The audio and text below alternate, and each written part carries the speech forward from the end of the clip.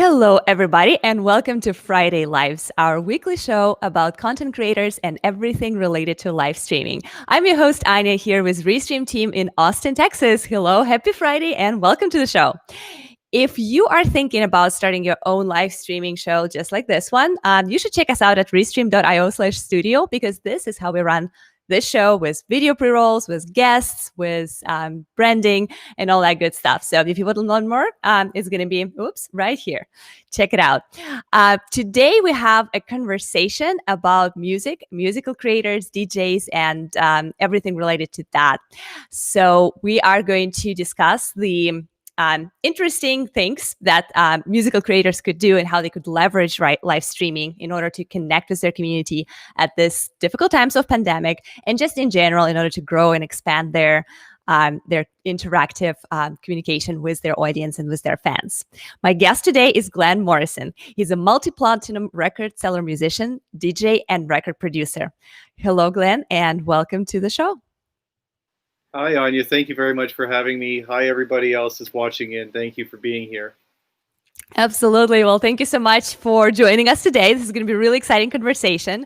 I'm seeing people already starting to say hi. Hi, Mauricio. Hi, live on YouTube and Facebook. Afternoon from live on YouTube and Facebook. Afternoon. Awesome. And there's Ola from Danilo Gomez dos Santos. We are going to discuss music and streaming music today. So there will be a lot of interesting questions. Feel free to put them in the chat. We are going to take questions from the community as they come in, whether it's a question for me, for Restream team, or for Glenn and his experience as a DJ and musical producer. Hola, Carlos. That's awesome. Good to see you guys. If you are just joining us and kind of just as a little conversation starter, I was going to ask you guys if you are musical creators, and if you are, what kind of music do you play and stream? Please let us know. We would really like to discover what you guys are up to.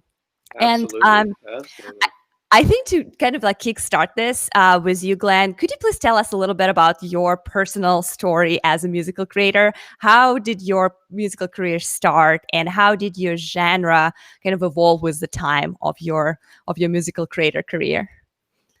Well, thank you. Yeah, it started for me when I was quite young. I was playing a lot of classical piano. As you are as kids. Me and my brother, we were learning piano. I started quite early, and I was competing in Canada and doing competitions and things like that when I was quite young. One thing led to another, and then I just got into electronic music around my teenage years, and one thing led to another, and then I started to tour, and it was in a different era before the digital world and all that. So it was with turntables and everything, and skinny little kid from university was bouncing between school and doing gigs abroad, and it was a wonderful experience. And then one thing led to another, and then it was producing music and making records and composing, and then one thing led to another, and then it was a label group. And a lot of the questions that people have with how to monetize my music on YouTube or when I'm streaming, this is such a cool conversation that we're going to have today, because hopefully what I'll be able to do is help everybody with Six Families, for example, says hip hop for sure. Like, all this kind of stuff we can discuss. There's ways that we can help. Hopefully you guys grow what you're doing. And I'm happy to be here with you, Anya. Happy to be here. Awesome. Yeah, that's a great story. I love how you kind of like walked us through from the very early times, how it was just classic piano training, then transformed into electronic music. And then, so how would you define your genre today? Like, what kind of music do you typically play as a DJ, and what kind of music do you produce within the Alpine studio? A lot of the stuff that I was known for initially, like maybe going back 15 years or so ago now, but around that was all the progressive house and like house music was really the root of where I came from, and Tiesto and all those guys really helped me a lot when I was younger. So bless them for that. And I did a lot of touring with Avicii and Armin and David Guetta and all those guys. So it was really a wonderful experience. And most of that music was club music, but at the same time, my roots were in piano. So we still had, my Beethoven recordings and my classical recordings that were getting tens of millions of streams and a lot of attention. And so we didn't want to ignore that. And also for me personally, I wanted just keep that within me as well. It makes my composition better too. Even making hip hop records, I know one of the guys in our chat room was talking about hip hop. I Yep. love writing hip hop instrumentals. I love writing them because for me, it's just like I can write instrumentals all day. It's so much fun. And then really to hear hopefully what magic comes in on the top line on the vocal end that's the whole other thing, right? So, but I know my skill sets, and this studio allows me to not just create music, but to be able to stream it like we're doing now, with the Restream Pro account. Like, you do it on five portals at once. You're really helping engage an audience. You got the Facebook going, the Instagram going, the Mixcloud was one that you and I spoke about recently. All of these are great tools because if you properly formulate how you want to do your streams and separate them into the playlists, people can follow and say, oh, you know what? I really like when when Glenn, let's use me as an example. I like when Glenn does his ambient music. I like that study music to relax or meditate or yoga or whatever. Well, there's a playlist for that, and we have that stuff. And then if there's I want to hear some club records. It's Friday night. Let's go. We've got our club channel and all the stuff that relates to the club land. Yeah. And No, that's awesome. It's and, important to be organized when you have so many different things going on for you, right? Like when you have all these genres. Yeah. Yeah, absolutely. Absolutely. And you Awesome. want it to be clear to your fans and to potential new fans to say, Yeah. hey, this is what's going on here. Be authentic, of course. I see a lot of people on YouTube and Twitch, and they all sound like cheap salesmen. They're always trying to sell you something, or, hey, drop a like on this. Like, you know what? You don't have Yeah. to be so forceful about it. You can be just having a nice human conversation. And if people want to jump in, wonderful. Do you know what I mean? Like they're doing That's already. awesome. Yeah, that's awesome. We'll definitely talk a little bit about monetization, and we are going to tour your studio because I think this is very exciting for people to Sure. see. Sure. Just to highlight a couple of community members here, Six Families here say we want to. So they mentioned that they have their own radio station, and we want to have to live stream through our Restream. Okay, that's awesome. Cool. I see Carlos is saying I'm working on a project that involves musicians playing live from different parts of the world. Ooh, I love That's that. That wonderful, is Carl. really exciting. Yeah, that is really Wonderful. powerful, very timely, right? Like with all the global pandemic keeping people Yeah. apart, like music could be one thing that can bring people together. I would really love to hear more about your project, Carlos. That sounds really interesting. He It also does. mentions that it's a hobby. I might say it's a great hobby though. Like every big project that ever existed started as someone's passion, right? So it's absolutely Nice, fine. Gary. Yeah, I've There been he streaming goes. piano covers for 2 months now. Yeah, this is beautiful. I'm talking about piano, right? Piano covers. I love piano covers actually. Me too. When Me when too. people do modern music and they just like do their own kind of take on it and not just take the piano part Absolutely. from it, but it's just so beautiful. I love it. So much fun, says Gary. Absolutely. Awesome. Thanks, Yeah, guys. no, Great comments. absolutely. Great comments.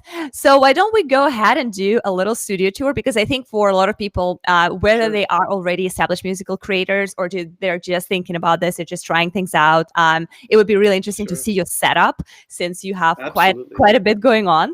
And we're going Yeah, to show. yeah. No, I'm happy to. I just hope it doesn't lag or anything, so bear with me, Oh, you No, got a no, cool picture no up there, I worries. Yeah, see. I found that cool picture that shows that how techy you get on your website and also on your streams. Like I watched a lot of your streams where you show like specifically like how your gear works, how your equipment operates. So this is going to be really exciting. So I let's go ahead try. I try. and I learned a lot from others, and I tried also to be a good teacher as well. I'm very grateful for those who have taught me in a nice way. And there's two ways of teaching. There's a good way of teaching and a bad way of teaching, and I try to be on the good side. So please let me show you. I'm happy to give you a walkthrough. I hope it doesn't let's lag. do If it. it does, just yell at me or something, and I'll come back to my spot. Okay.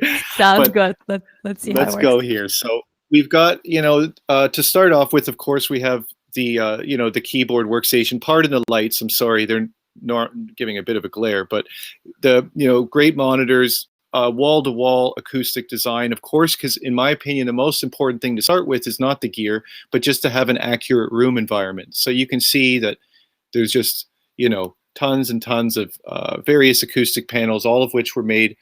We had around 400 hours of carpentry here, and the guys did just such a wonderful job. So you can see there's all the detail work with the trim.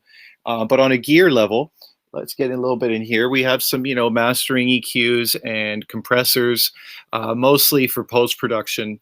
I've got also my Manley mastering EQs, Chandler, very, very nice instruments, I call them, little different tools depending on what you need them for.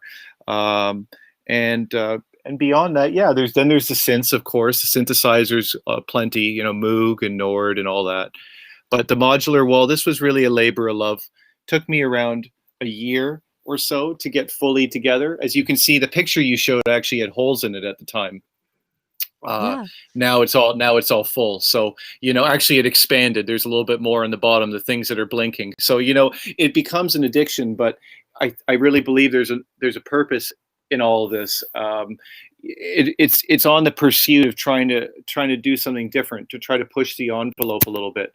And Right. a lot of my friends have been great inspirations for me creatively over the years. So it's not just me that's doing this, but Colin Benders and a lot of the guys that are really at the front of that modular movement, Trent Reznor and all these guys, is very, very inspiring. So I hope that I can bring that kind of inspiration to people watching. You don't have to have a studio like this to make music, but it's nice to have these tools to allow you the creative possibilities, right?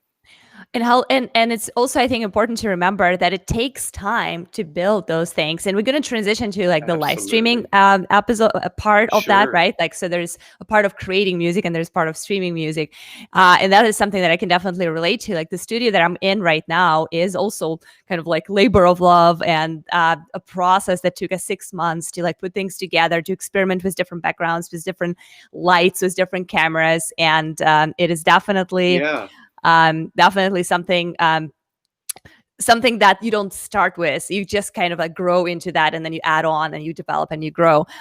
Charles says, Charles here's a spaghetti factory. I hear you, Charles. I hear you, buddy. I hear you. I hear you. Sometimes I say to myself, I need to get more organized with the cables, but then there's a certain point where it's just not possible anymore. There's so many cables happening, and that's just part of the patching work. But yeah, like, I hear you, Charles. Believe me, this. Yeah. I thought I had a spaghetti factory. I have a bunch of cables here going on, but this is nothing even close to, to what you have going I have to on. say that my tech guy Jason, he's really a genius, and he's done such a good job of the back end of this main console. It used to look like beyond a spaghetti factory, like a spaghetti warehouse. Okay, now it's been a lot cleaned up and it's a lot tighter. But yeah, cable management's a whole thing in itself, as you know. Like, when you're starting to do accessories, and just before our video stream, I had my other laptop but it didn't have the headphone jack, so I need to figure out a way to get headphones on.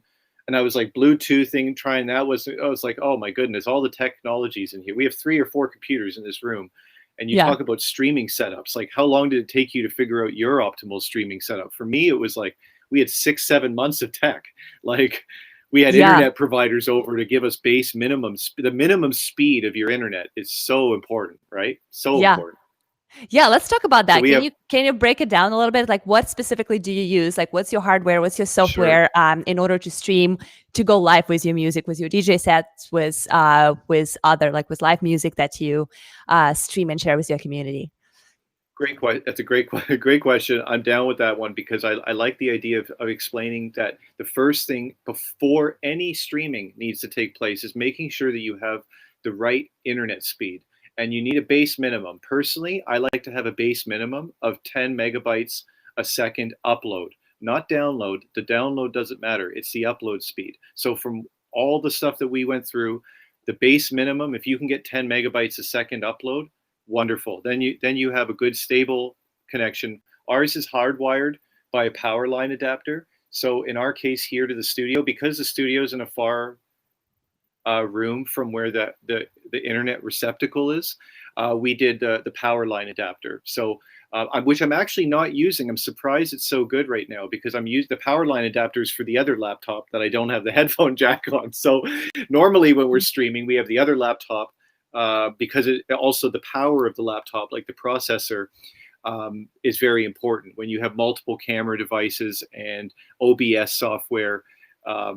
One issue we ran into with specifically this laptop, this one's good right now because we're just doing a 1-to-1, but when you're trying to get multiple cameras and OBS and you're encoding and streaming live, this computer was just crashing. So we have our maxed out, whatever new laptop in the corner there that can handle the processor load. But, beyond the internet speed, the computer processor, I perhaps would want to also recommend separating the processes. So when we're making music, when I'm playing here, when I'm doing my stuff in the studio on this music side, that is nothing to do with the streaming side of the video. So we have we're basically, I have the audio being sent from like a mirrored signal on my patch bay going into the other internet computer interface, it's just being sent out to another computer. So I'm using two computers, one for the video side and then one for the audio side.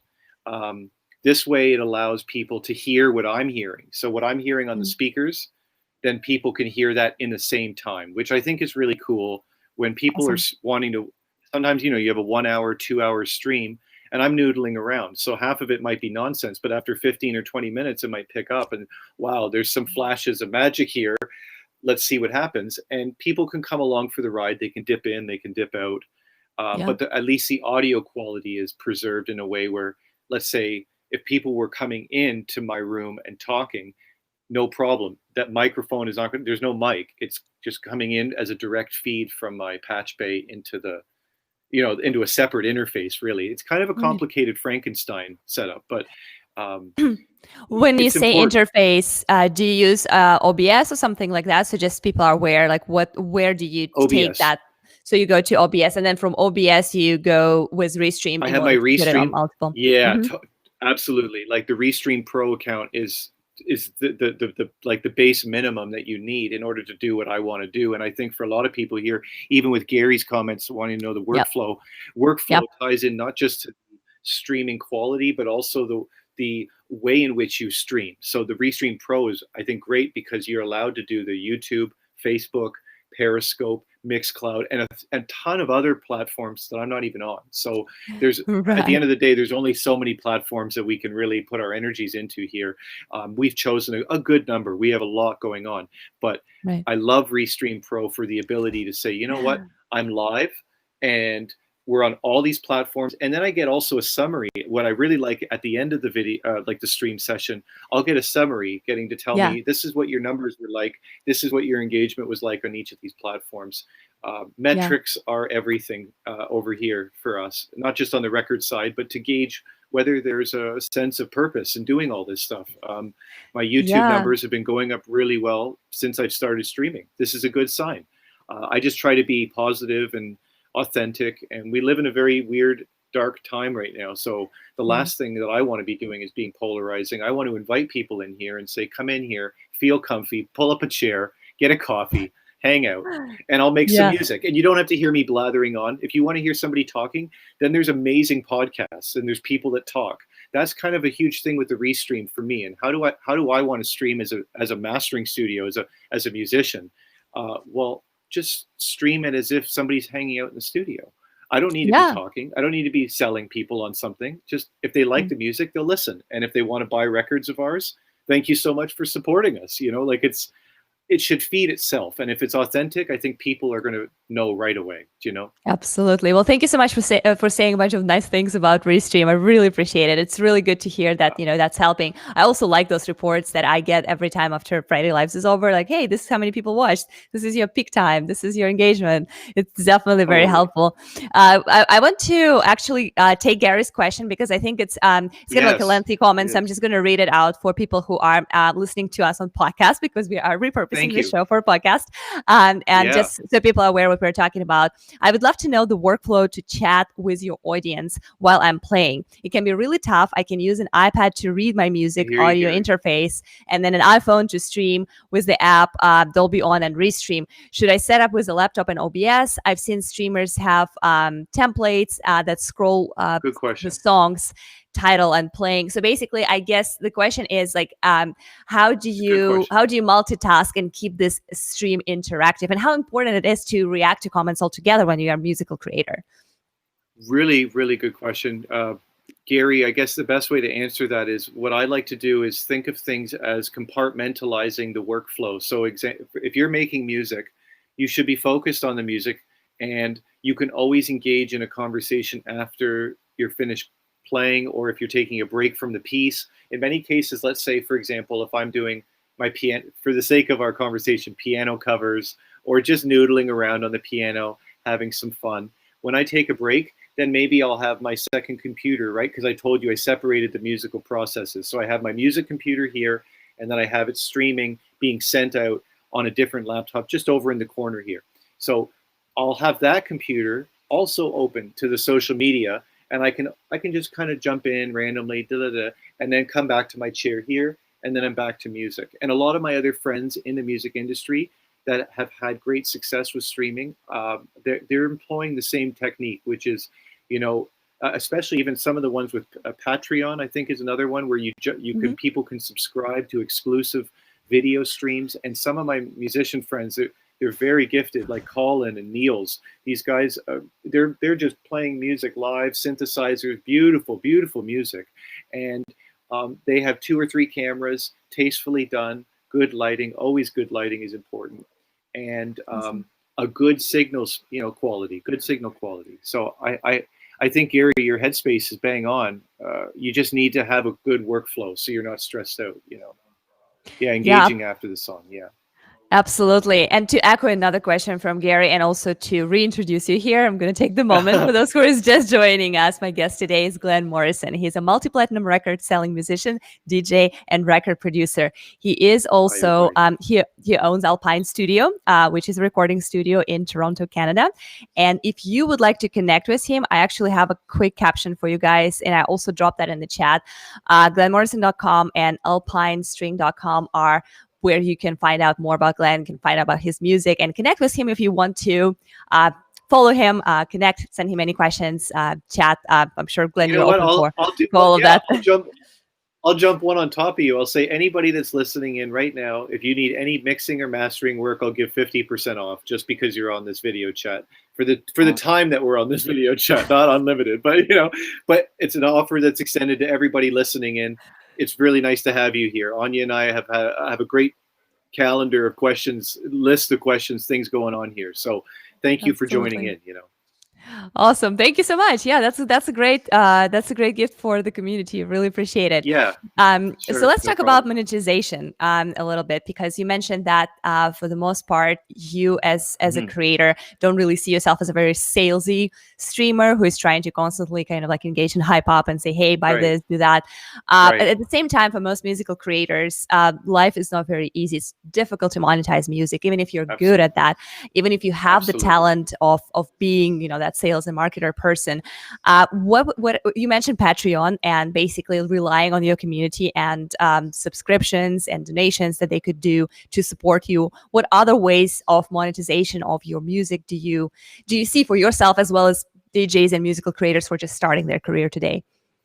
Great question. Now, I mean, I love this question when you first raised it yesterday to me. I think, there's many different ways to look at the music business. If you see yourself or your band or whatever as a good analogy is like an octopus. Okay, the main body is the artist, and all the tentacles are the various ways that you can monetize from the main body.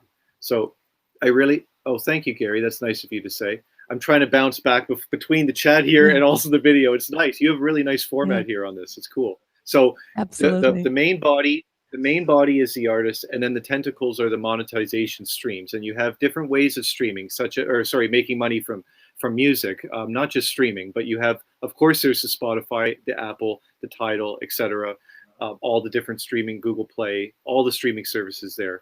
You have also YouTube ad revenue that comes from, having a YouTube channel that amasses, I mean, really the metrics there is you need the subscriber count and the viewership, but that comes with meaningful content. So you have to build meaningful, engaging content that hopefully has some sort of uniqueness and merit to it. And always the good stuff shines through. You have all different types of stuff on YouTube as well, that is curated. And when somebody cares about something, if there's, you're going to create a sense of community within that, right? So the content is key.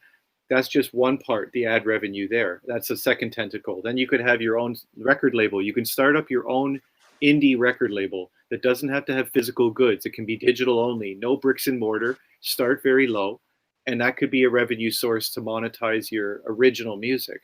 And, there's, let's say, what else? I mean, you could keep going down the rabbit hole. You could offer your own services if you're a guitarist. You could be a session, if you're a good enough guitarist, you can be a session guitarist, offer your services on people that need guitars for a record. If there's a million different ways. Patreon, you mentioned, that can be people that want to subscribe to you every month. What are you going to offer these people every month if they are going to be willing to give you even $3 a month or $5 or 10 or 15? What are you doing for them?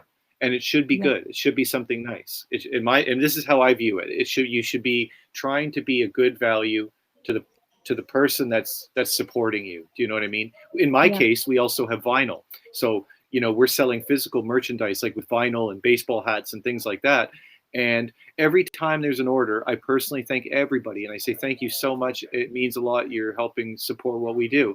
And that little bit, I think, goes a long way. When you put the care factor into something, it goes a long way. So to make money in music, there's really 1,000 different ways. And again, you say it's very difficult, but if you care enough and you execute it properly, it can be a very meaningful and financially rewarding thing too, I really like even that you with brought up children's merch. music.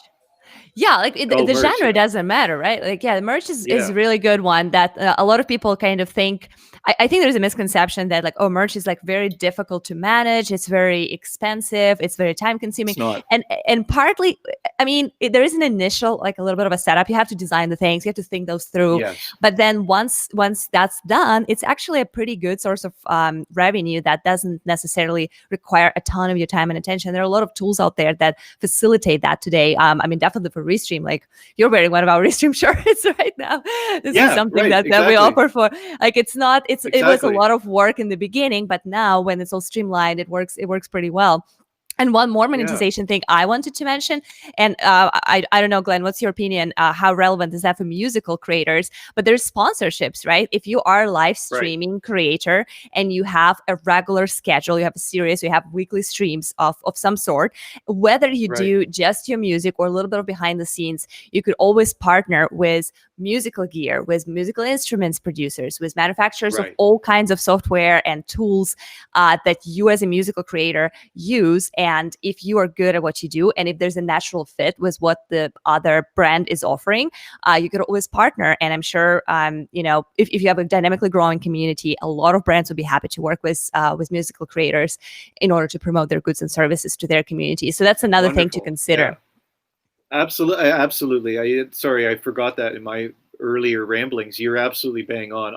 I've gotten sponsored by a number of companies in that headspace, and I love to promote them as much as I can because, in my mind, I don't like just having something and putting a hand out and saying, can I get something, and not offer anything back? What's my value add? And even when I was speaking with you in the earliest stages of Restream, I loved Restream, and I was thinking, how can we work together in good harmony? And everything that we've done so far has been great, leading up to this nice video interview. So it's like, how can we work together in good harmony? And I like to always try to offer back, when it comes to sponsoring with these music companies as well. I've been very blessed and sponsored by like at least 20 of the best companies in the world for music, and also the technology side of it. I'm very, very grateful that they have the confidence in me to want me to, experiment and play around with their tools and their inventions, essentially. Without them, there would be no music. So for that, there's how do you say, a double-edged sword. Like we help each other. There's ways of helping each other. It's nice that you bring up that side. It's very supportive. It's very supportive and it's mutually beneficial. So it's definitely something to explore. And a lot of people think you have to be super, like, I don't know, like Snoop Dogg level creator in order to get brands interested in you, but that's not the case at all. Like, I personally, I'm not even remotely at that level. I'm not Bradley Cooper. I'm not going out at Mr. Brad Pitt over here. No, I can walk to a grocery store and no one knows who someone asked in the chat, who's this guy? He's nice, but who is this guy? That's me. I'm this guy. So that's great. It's hilarious. You don't need you really just you need to be authentic, and you need to be skilled and passionate about what you do. And people, that I think the video chatting is perfect because you and I can have somewhat of a human conversation. Sometimes that gets lost in emails, and Sometimes my Yeah. emails, because I don't do smiley, but you know how I write. I'm very formal in my emails. So maybe it comes off cold, but then we talk and it's like, you know how I am. So I think there's been some great questions in the chat as well, Yeah, by the yeah. way. I don't know if you I could was gonna go chicken ahead. them out. Yeah, I'm gonna go ahead and move to that. Yeah, it's just Cool. really really interesting that that what was the sponsorship stuff that but just one quick point that I wanted to make is that you don't have to be super celebrity level in order to be interesting for brands, No. because as a brand myself, like as Restream influencer marketing lead at the company, I am not necessarily looking for the biggest person, the biggest following. I'm looking for someone who is authentic and is a good fit, who is naturally using our product, who will be able to speak intelligently about how it works and why it's beneficial. So don't get discouraged. I hope you're saying that. I hope I'm part of that. That's such a sweet thing. Can I be a part of that little boat of those people that you picked? Yeah, I like you that. are Sounded absolutely. nice. Absolutely. Thank you. Anastasia here says, cool shirts. Thank you. I know. That's the Yeah. Restream shirt right here. That They're is getting comfy too. I'm a not lot of selling it. I'm telling you. I love them. I love it. they're I good got it. I love quality. it. I appreciate it. That's awesome. Anastasia here is bringing up another great question that I definitely wanted to dedicate some time to, because a lot of people are wondering, what is the best way to stream music to Facebook? Is there any copyright restrictions? So copyright is a big issue in the musical industry in general right now. It's a multi-platform, multi-industry issue that a lot of people are struggling with, especially DJs who are using other artists' creations and mixing them up and creating their own thing. But how do you do the right thing for copyright holders, for the creators, and at the same time benefit from using multi-streaming and using live streaming in general in order to connect with your community? And Facebook is notoriously hard to deal with. So let's start with Facebook. Like, how do you how do you stream to Facebook without getting copyright blocked? So this is a great question. I'm glad we're talking about it. And I'm on the side where, yes, I'm an artist, I'm a composer, but I'm also a label owner. So we have our label group with 4 labels, soon to be 5. We have over 800 tracks in our catalog, and that catalog is an ever-growing catalog, whether it's new music or signing music. Old music, doesn't matter if it's music that fell out of old publishing. So I'm on 2 sides. So I think I'm really well addressed to be able to address this question. I think I'm in the perfect seat to be able to hopefully answer this in a good way. With Facebook and copyright protections, even on YouTube or any of the other media platforms, I don't want to have people playing music that isn't cataloged or licensed. You never know. It could be cut up. It could be done in derivative ways. To engage in music and to enjoy it is one thing, but to try to monetize from it when you don't have the necessary rights to makes no sense. So you have to look at it this way. When you're doing music streaming, or in the case of the DJ streaming, let's say, okay, because you did address that, the DJ streaming, there's Mixcloud. Mixcloud is a wonderful portal to handle when you want to DJ records and play music that maybe is not owned by you, but that's part of the history of DJing. Where I came from, where many of us came from, was playing records, mixing them, doing whatever with them. There's Mixcloud as a vehicle for that. When it comes to Facebook, they adopted similar measures to YouTube, where if you're not the copyright owner, then the music is going to just get muted, or you're going to get flagged, and it will get taken down on the most extreme of situations. It makes sense logically, because how can you collect all the monetization from the billions of videos that are being done every day constantly? It's not possible. So the best way to do it is to make music. If you want to do a Facebook stream and not have it taken down, make music live, make your own music. The problem, I think, today, and this is more of a macro philosophical one for the chat, for everybody in here, is that we're always watching American Idol and The Voice and all these different shows that are basically encouraging people to sing other people's songs. It's not like their own original music half the time. It's always some cover of some other song. And all that's doing is fostering the idea that you are making music that isn't yours, but it kind of is, and it's got your personal stamp on it, but it's not something you wrote. Why don't you just push yourself and make music live, completely new? And that's really what's going to separate, I think, the most. I mean, we're seeing it now in the year of Corona, when there's no touring, when there's no way to do international touring anyways. I mean, I was doing, at my heyday, 120 shows a year, but there were guys like Skrillex doing 300 shows a year. There were guys like, the Tiestos and the Skrillexes, they're touring every day, constantly touring. And they're great musicians anyways, so they can do stuff when they're not touring. It doesn't matter. The point is, you have to straddle these different worlds. And now that there's no touring, there's just streaming. There's just streaming for people that want to DJ or for people that want to make music.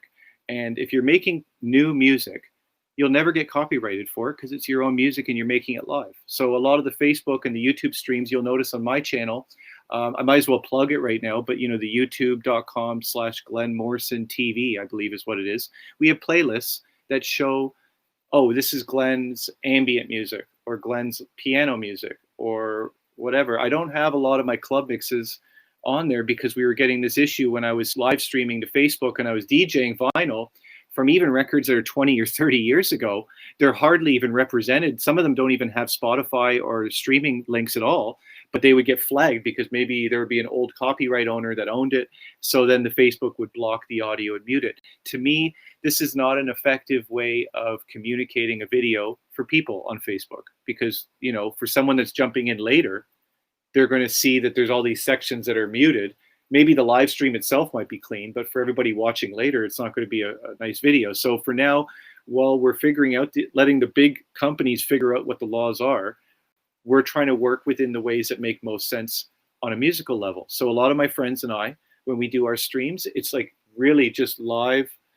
Maybe it doesn't sound perfect. Maybe it's not edited perfectly, but it's live. And if I'm doing mastering sessions, because I like to teach people sometimes how to master records with certain pieces of gear and things like that, I'll use the tracks that I own within my label catalog.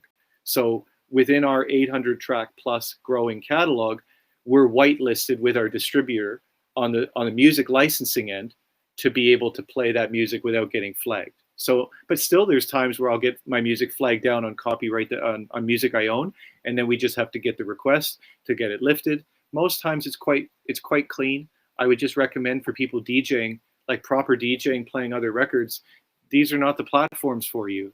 As much as we want them to be, they're not the platforms for you right now. And if they were the platforms for you, then there'd be a way to do it. And Twitch is another example. Twitch is largely a gaming platform. When I'm streaming my music, I get very little streamers watching my music. That's just because Twitch happens to be still known as a gaming platform, but maybe over time that might change. And again, with Restream Pro, you can do 5 or 6 different social media platforms at the same time. So what's the harm in having the Twitch account live? That's the headspace, right?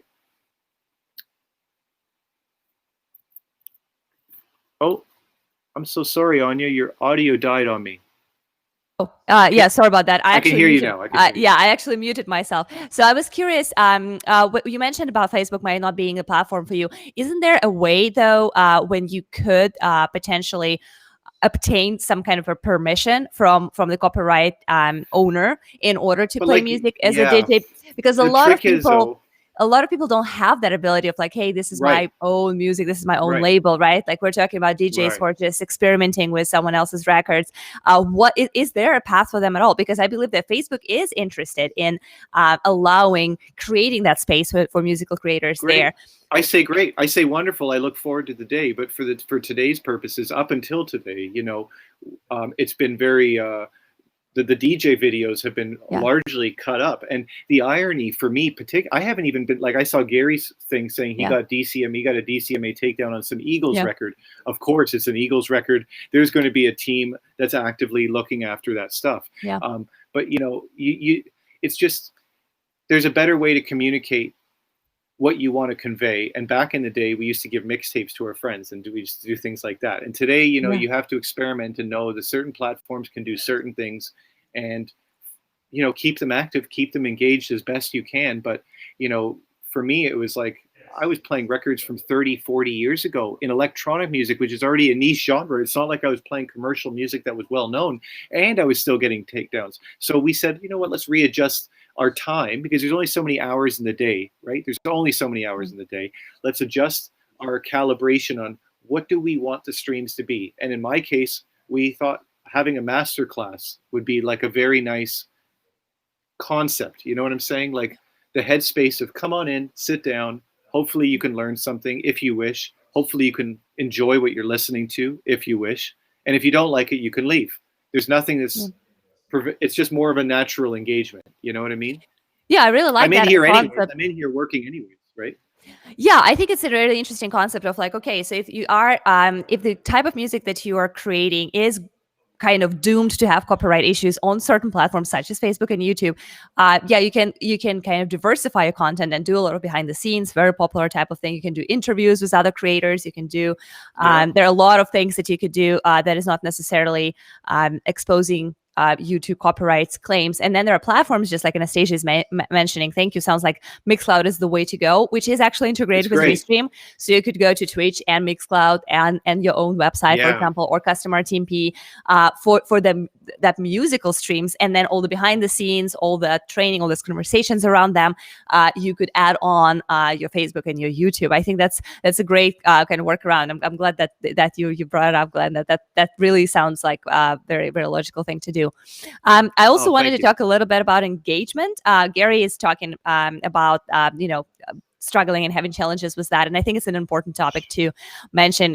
Here he says, folks are rewatching my videos, but just not getting a lot of engagement. I'm trying to focus on the quality that I'm offering, considering I've just been doing this for 2 months. I need to be patient, trying to be myself. So how, let's talk a little bit about growing your community and keeping people engaged. Like, what are your Sure. tips Yeah. and hacks that you recommend? Sure. Yeah. No, for sure. I really believe being authentic is such an important quality, especially today when there's so many different people that are trying to get their voices heard. Why, like, what can you bring to the table? And hopefully it can be in a positive, nice way that isn't polarizing or something that's, how do you want to leave your mark on the world, right? So try to be meaningful, be authentic, be grateful, because all of this starts from nothing. I remember when I was in my parents' basement trying to learn how to DJ and mix vinyl, and I sounded like train tracks for 3 months. It must have been horrible for everybody in the surrounding area, and I really started at nowhere, at the bottom, just, oh man, just imagining what it would be like, and then all these things started to happen, and it was really special. So just remember the real love that you have for what you're doing. That's the reason your streaming should just be an extension of what you're doing.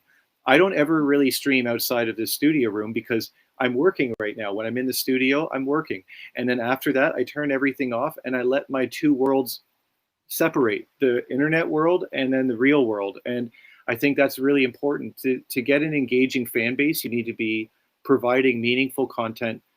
Again, good quality videos. So we actually have 3 videos. Maybe this is important to talk about. How are you how are you treating your TV channel? Treat yourself like a TV channel, where Restream is your network, where it's allowing you to go on many channels. If you think of it like that as an analogy, it's very nice. You are the channel, and you want to be distributed on as many different networks at the same time as possible. That's what Restream essentially allows you the ability to do. So you want to have your TV channel look nice. First We Feast on YouTube, that channel where the guy eats the hot wings and he has random movie stars and people come in. It's very well shot, very well lit. It's extremely professional in the production.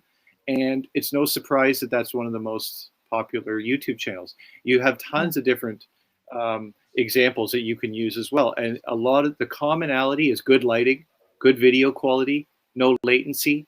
Um, if it's a music based or talking based, it doesn't matter. The quality has to be of the video, and the sound has to be of good quality. I hope that today it's clear, by the way, because I'm just on a baby laptop mic right now, not even set up to the main room. So I hope the quality is good. But these things matter, It's okay.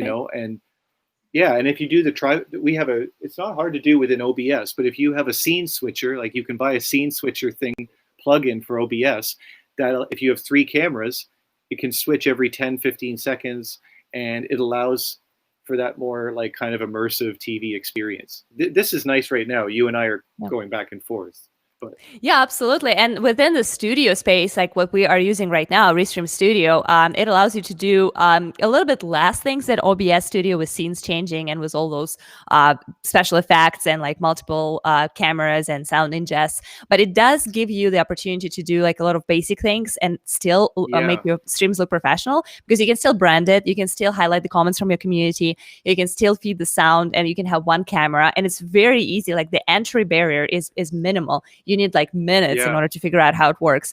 So yeah, so it is yeah, yeah. it is pretty. Restream's great too. It's really Pretty great. easy. Even this is very smooth. This is a very smooth video. Yeah, Very smooth. absolutely. And you know what was great was Mixer. I loved Mixer, and we had a partner account with them, and Yeah. everything was going great. And then all of a sudden, oh, Mixer's closed now. That was in my opinion one of the best streaming platforms. It was so smooth. Every time I looked at it, I was like, wow, the platform is well built. But I guess it didn't have a lifespan, right? Absolutely. So just to acknowledge Gary here's mentioning, I suppose you can try a bunch of different platforms and see where you get the most traction. Definitely a great strategy, and Restream is a great tool for that because you can just try them all Yeah, it out is. with a little toggle and then see how it Absolutely. works. But I would say I would Yeah. definitely I recommend would today. recommend turn them on all the time, right? To Gary. I would Exactly. say, Just Gary, keep them on all the keep time, them all of on. them. Exactly. Because you Yeah. never know. And one last Yeah. question that I wanted to do before we wrap this up is something that Anastasia is mentioning here. What could you recommend for the equipment? What mixer is the best and how to connect it to Restream? I think it's an interesting question because we kind of walked through the gear in the beginning of the conversation. But if you could Uh-huh. kind of like sum it up, like what kind of mixer do you use that is the easiest to connect to then live stream through Restream or any other ways to Yeah. OBS or whatever?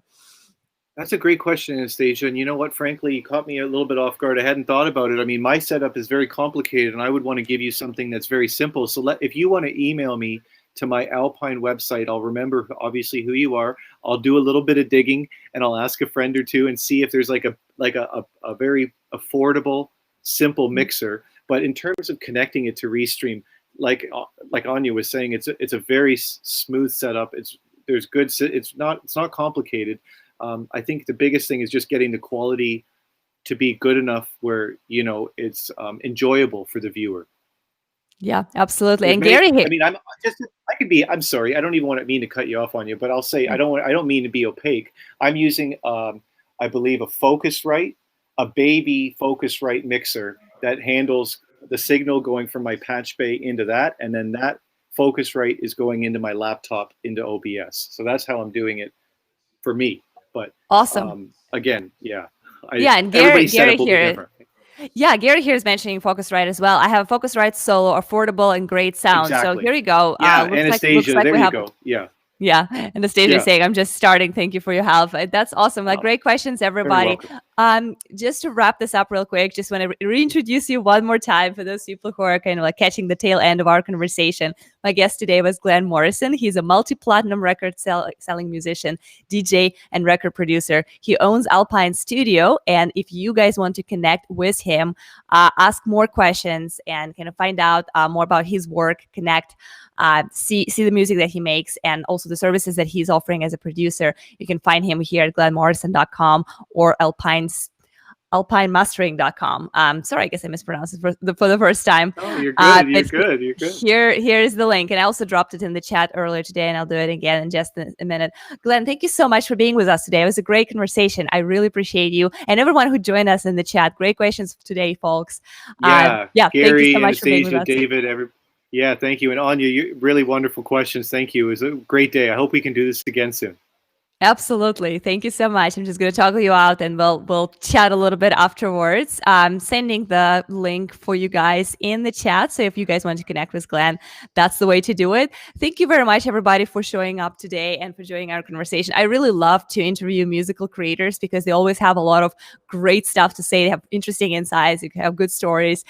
So definitely let me know if you would like to hear more interviews that involve DJs and musicians and musical creators, because we have quite a bit of people who are working with Restream, who are using Restream, that we could engage on that level. I'm trying to basically bring people from different backgrounds, but if you want to hear more from musical creators, please let me know in chat and comments in our support team. You can reach out to them and say, hey, we would love to see this on Friday Lives. I'm definitely checking all of those messages. And thanks again for joining us today. This was Anya. I'm based in Austin, Texas with Restream team here, and I appreciate you all coming in. I'll see you next Friday. You have a wonderful rest of your Friday and a fabulous weekend. Bye, y'all.